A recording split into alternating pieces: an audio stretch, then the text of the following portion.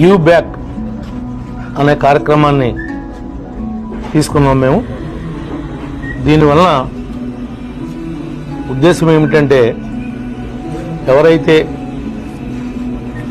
ఈ అభినందించటానికి ఇవాళ ప్రతి వాళ్ళు కూడా ఒక షాల్తో సత్కరిస్తా ఉన్నారు. ఈ సత్కరించినటువంటి ఈ షాల్స్ అన్నింటినీ భద్రపరచడమే ఒక పెద్ద సమస్యగా మారింది.